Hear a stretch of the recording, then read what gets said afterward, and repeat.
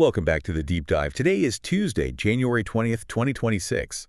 And before we really dive into the stack of research you've brought, I want to start with this image, the one from the briefing materials. Well, it's a lot.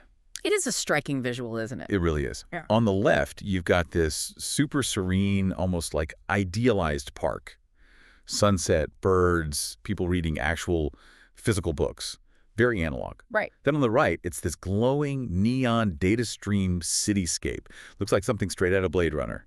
And then smack in the middle, there's just a guy, just a normal person, standing there looking, I don't know, a little confused. And that's it. That's the tension. That's where we are right now in 2026. It is, but, it also kind of frustrates me because it feels like the narrative we've been force-fed for the last 3, maybe 4 years is that you have to pick a side. You're either the person in the park who rejects all technology and churns their own butter. Yep. Or you're the person in the neon city with a neural link plugged into your cortex. Right, the binary. But looking at this guy in the middle, that's actually where I live. Mm-hmm. And I have a feeling that's where most of the people listening to this live too. That is exactly the theme we're unpacking today. It's what we're calling the quiet middle. The quiet middle. I like that. Because if you just look at the headlines or, the discourse on social media leading up to now, it has been incredibly binary. It's either AI is solving cancer and saving humanity, or AI is destroying the economy and the human soul. Exactly.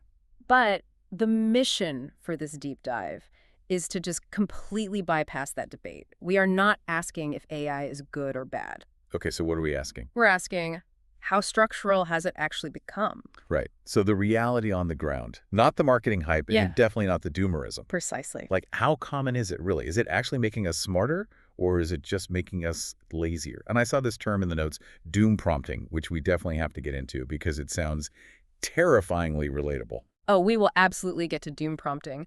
But the core reframe I want to offer right at the top, something for you to hold in your head as we go through all this, is that we need to stop thinking of AI as a moral actor. A moral actor, meaning like a person? Yeah.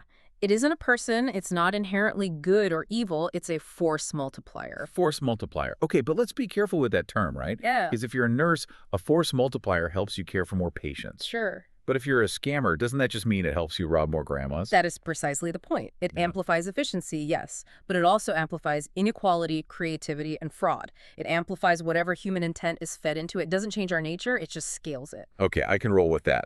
So let's start with how we got here. Because sitting here in 2026, it really does feel like AI just exploded out of nowhere in late 2022. I remember when ChatGPT dropped, and it felt like an alien invasion. One day the computer was a calculator, the next day it was writing poetry. It definitely felt that way psychologically. It was a shock to the system, no question. But technologically, that narrative is completely wrong. The sources we looked at described this as the timeline of invisibility. Timeline of invisibility, okay. Yeah. If we really want to understand how structural this is, we have to go back way further than 2022. You mean back to like the sci-fi era, the 50s? Even then, it was mostly academic. In the 50s and 70s, AI was conceptual. It was military research, rule-based logic. It had, zero presence in your daily life. Right. But the era that really matters, the one that actually laid the pipes for today, is the 1980s and 90s. The era of bad hair and dial-up internet. And expert systems. This was the first time AI actually entered the real economy. But here's the crucial part. Nobody called it AI. So what was it? It was used in finance for credit scoring. It was used in logistics for inventory optimization. When you applied for a loan in, say, 1995 and got that rejection letter, that decision was likely made, or at least heavily guided, by an algorithmic expert system. But we didn't call it artificial intelligence. We just called it the system. Exactly. The computer says no. That was rudimentary AI. It was rule-based automation. And this brings up a really interesting phenomenon known as the AI effect. What's that? It's this idea that as soon as an AI technology actually starts working and becomes useful, we stop calling it AI. We just call it software. That's so true. I remember when spam filters started getting really good in the 2000s, suddenly my inbox wasn't full of, Right. I didn't think, thank you, robot overlords. I just thought, oh, Gmail got better. Same thing with GPS routing. Yeah. Or dynamic pricing for airlines and hotels. That is all high-level algorithmic optimization. By the 2010s, AI was running the background utility of the entire world. It was infrastructure AI. Infrastructure AI. So it was invisible, boring, but essential. Completely. So what changed? Why did we all collectively freak out in the 2020s if this stuff had been running the show for 30 years? Because we crossed a threshold. We went from infrastructure AI to interface AI. Interface AI. You mean it started looking back at us? I mean, it started talking back. Yeah. We got chatbots, image generation, voice cloning. The psychological break you mentioned, it didn't happen because the math suddenly changed overnight. It happened because the interface became human. That makes so much sense. It's the difference between a self-driving car and a car that turns to you and asks, "So how's your relationship with your father?" That is a terrifying but a very accurate analogy. When the wall socket just provides power, you ignore it. If the wall socket starts asking about your day, you panic. And that panic just masked the reality that the infrastructure was already there running everything. Exactly. Okay, so speaking of infrastructure, I want to dig into the hardware side of this. Yeah. We keep hearing about data centers exploding, energy usage skyrocketing. The critique is often that AI is this, like, new vampire suddenly sucking up all the world's energy. Right, the environmental angle. Yeah. But the research suggests this wasn't as sudden as we think. It wasn't at all. AI didn't suddenly appear and need data centers. It scaled into them. The big shift was on the hardware side, the transition from CPUs to GPUs and TPUs. Okay, hold on. We have a lot of listeners who are not hardware engineers. Can you explain that difference? Why does a GPU, which I always thought was for video games, why does that change the game for AI? Great question. So think of a CPU that's the chip in your standard laptop. Think of it as a brilliant mathematician. Okay. It's incredibly smart, but it can only solve one really complex problem at a time. It works in a series. You know, step 1, then step 2, then step 3. One genius working through a checklist. Got it. Right. Now, a GPU, a graphics processing unit, is like 1,000 average high school students. Okay. None of them are as smart as the professor, but, and this is the key, they can all work on a tiny piece of the problem at the same time. Parallel processing. Exactly. Deep learning, modern AI, it requires doing billions of tiny, simple math calculations all at once. For that, you need the 1,000 students, not the one professor. But there's a catch. There's a catch. Feeding 1,000 students lunch costs a lot more energy than feeding one professor. So the energy spike is because we shifted from smart and serial to massive and parallel. Correct. And if you look at history, this looks a lot like other big infrastructure rollouts, like electricity in the early 1900s or the internet backbone in the 90s. How so? When you're building the infrastructure, it always looks excessive. It looks wasteful. People were asking, why do we need all these fiber optic cables under the ocean? Right before the internet completely took over the world. We are in that messy, ugly construction phase right now. So we've established that it kind of seeped in over decades, and now the physical infrastructure is being cemented. But I still have friends, smart friends, who say, I'm opting out. I don't use ChatGPT. I don't use Gemini. I'm AI free. Is that even possible in 2026? It's a nice sentiment, but functionally, no. It's impossible. If you participate in modern society, you are using AI. One of the sources uses this roads analogy, and I think it's the perfect way to visualize it. Okay, walk us through that. You can choose not to drive a car. That's a personal choice. You can say, I'm not going to use generative tools like writing assistants or image generators. Right, you're not getting behind the wheel. But you cannot choose to live in a world without roads. You rely on the trucks that use those roads to bring food to your grocery store. You rely on the ambulances that use them. The whole economy moves on that asphalt. So even if I never type a single prompt, I'm still living in the city that AI built. You are. Let's just look at a few sectors where this is already completely structural. Commerce is the obvious one. Supply chains. Supply chain forecasting. Yeah. If you buy a pair of sneakers online in 2026, the only reason they arrive in 2 days without costing a fortune is because an AI predicted you would want them and moved them to a local warehouse 3 days ago. So if I try to opt out of AI-driven commerce, what happens? You're essentially just volunteering to pay more and wait longer. You're exiting the efficient market. What about utilities? This one surprised me in the notes. I mean, I flip a light switch, the light comes on. How is AI involved in that? This is actually critical, especially with the huge shift to green energy. Because it's not consistent. Exactly. Wind and solar are intermittent. The wind stops blowing, the sun goes behind a cloud. In the old days, we'd just burn more coal to keep a steady baseline. Now AI monitors usage patterns. It predicts that at 6:00 p.m., millions of people will turn on their ovens and TVs. So it's predicting the spike before it happens. Yes. And it balances the load across the entire grid in real time. Without AI load balancing, a renewable heavy grid would suffer constant brownouts. It's the invisible hand keeping the lights on. And healthcare. The notes mention it's often unnoticed there, too. Because again, it isn't branded as robot doctor. It's diagnostic imaging assistance.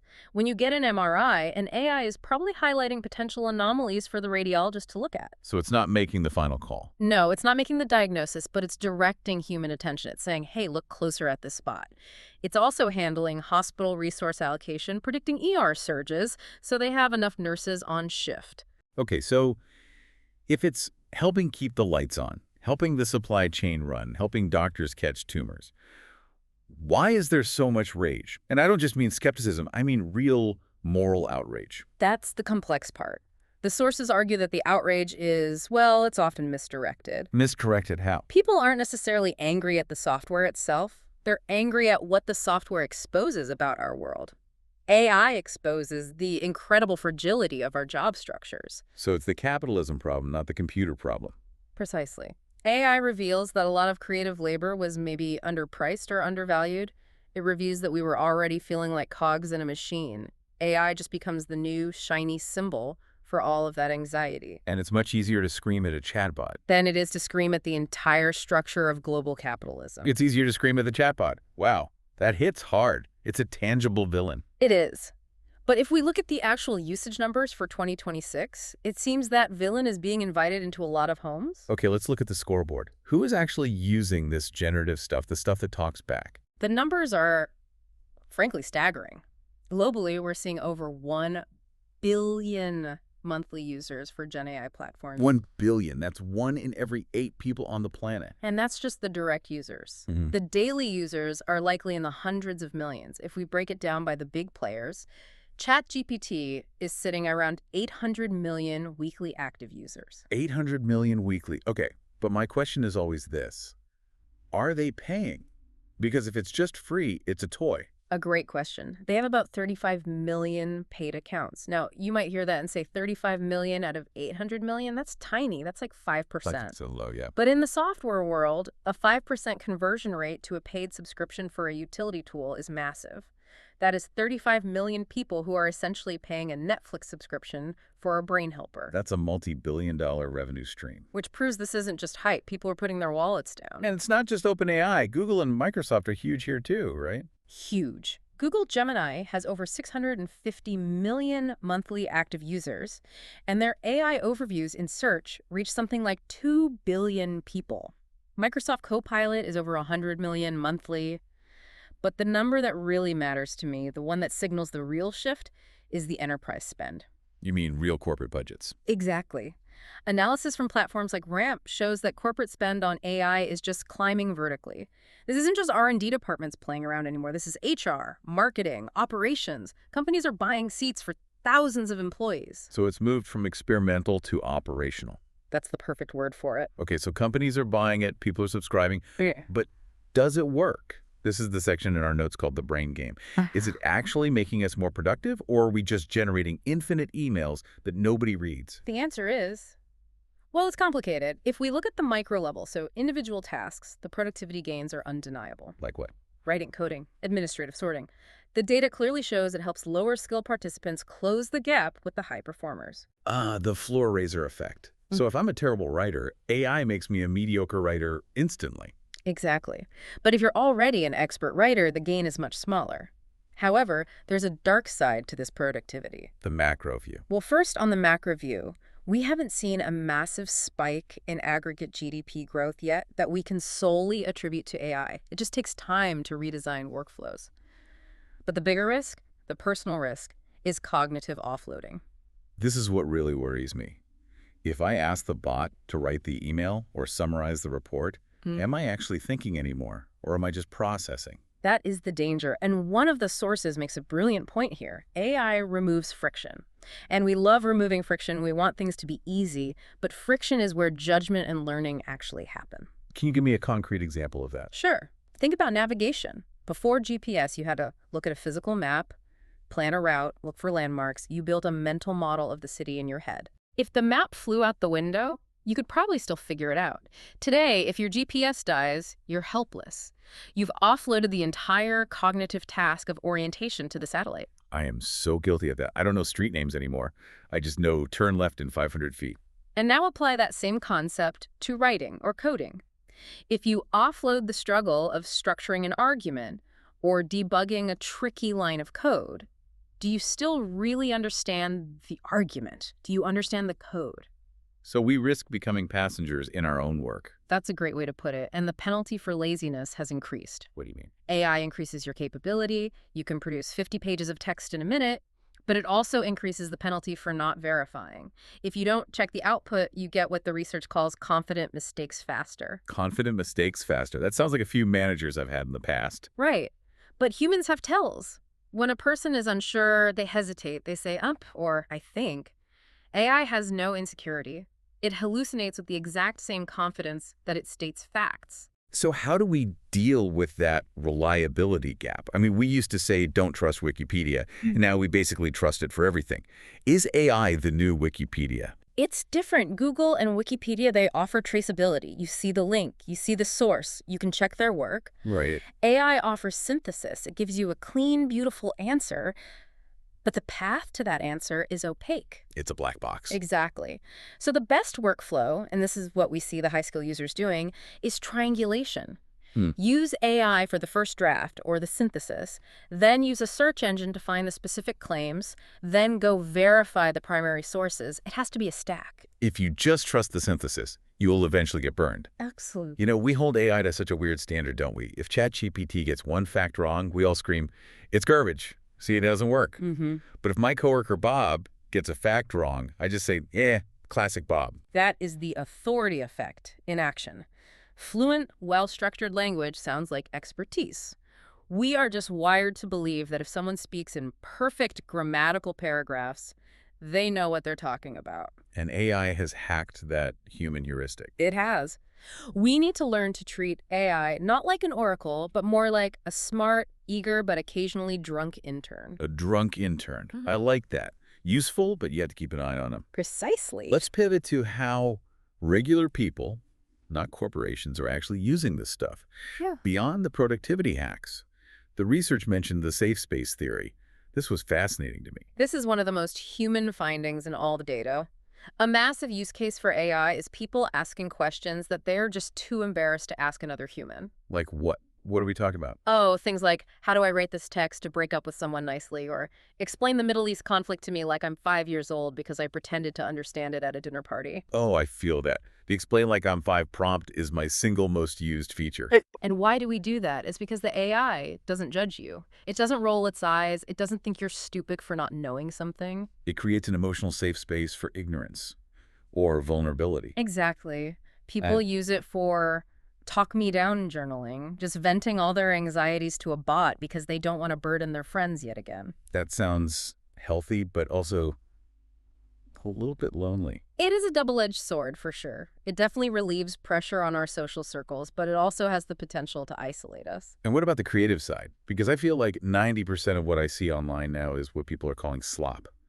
Just garbage, weird AI images with 7 fingers, endless spam articles. We have to define slop. Slop is what happens when you have a vague prompt, you take the very first output the machine gives you, and you post it at scale. There's no intent. There's no intent, no curation, it's just digital pollution. But you're arguing that's not the only way to use it creatively. Not at all. Real AI creativity involves a specific goal, constraints, constant iteration, and selection. The analogy I love is photography. Okay, how so? Before the camera, if you wanted a picture of something, you had to paint it. That took immense manual skill. Right. When the camera came out, people screamed, "That's not art, you just pressed a button." And it's true, anyone can take 50 bad photos. But photography became an art form not because of the capturing, but because of the composition, the lighting, the editing, the selection. So the skill shifts. The skill shifts from drafting to directing. Oh. You aren't holding the paintbrush anymore. You are the director telling the cinematographer where to point the lens. It empowers people who have good taste, but poor motor skills. Good taste, but poor motor skills. I think you just described my entire life. Okay, now we have to talk about the term you teased earlier, doom prompting. Because I think I've done this at 2 a.m. I think many of us have. Doom prompting is a very specific psychological loop. It's when you engage with an AI not to solve a problem, but to feed an anxiety. Give me the symptoms. How do I know if I'm doing it? It usually starts with an unanswerable existential question. Is my job going to disappear? Or is climate collapse inevitable? You ask the AI. It gives you a balanced, nuanced answer. And you don't like that answer. You hate it. You aren't looking for an answer. You're looking for certainty or maybe reassurance. So you rephrase the prompt. You push it harder. But what if the absolute worst case happens? You just keep escalating the abstraction until you end up in the spiral of, does anything even matter? And the result is you just feel agitated and tired. Agitation without progress. That is the definition of doom prompting. You close the laptop feeling worse than when you opened it. And what's the opposite of that? The opposite is healthy reflection. Which looks like what? Healthy reflection leads to orientation. You use the AI to stress test your assumptions. You might say, I'm worried about X, here is my thinking, tell me where the flaws are in my logic. You leave the session feeling clearer, not more confused. If you leave feeling like the world is melting, you were doom prompting. This connects to something else, the social aspect of it. Is AI replacing our friends? Are we all heading for that her-mover scenario? That's the big fear, right? But the expert insight here is a bit different. It suggests we aren't replacing contact. We're using AI to relieve the pressure of contact. Relieve the pressure. What does that mean? Modern conversations are hard. They're polarized. We feel like we have to perform certainty all the time. Right. You can't just say, I don't know anymore without someone jumping down your throat. Exactly. AI allows for a safe exploration of unfinished thoughts. You can be messy with the AI. You can say things that are wrong or maybe even controversial just to see how they sound out loud without judgment. So I use the AI to figure out what I actually think, so that when I go talk to a real human, I'm not just dumping my unprocessed chaos on them. It's a preprocessor, but, and this is the huge risk, we cannot lose our tolerance for human friction. Human friction. Humans interrupt. Humans get defensive. Humans have bad days and get emotional. Humans are wonderfully inefficient communicators. If you get too used to the smooth, compliant, instant validation of an AI, you start to find real humans annoying. I've totally felt that little flicker of impatience. Why can't you just get to the point like the bot does? That is the danger zone. Yeah. We can't let our preference for efficiency destroy our patience for intimacy. Wow. We can't let efficiency kill intimacy. That is profound. And this brings us right to the core concept of this whole deep dive, the quiet middle. This is where all the numbers and the psychology come together. If we look at the entire user base, it's not a flat line. It's what the research calls a 3-tier curve. Okay, walk us through the tiers. Who are these people? First, you have the majority. This is about 60 to 70% of people. They are casual utilitarian users. They use AI like a calculator or a spell check. They might use it to help draft an email or plan a week of meals.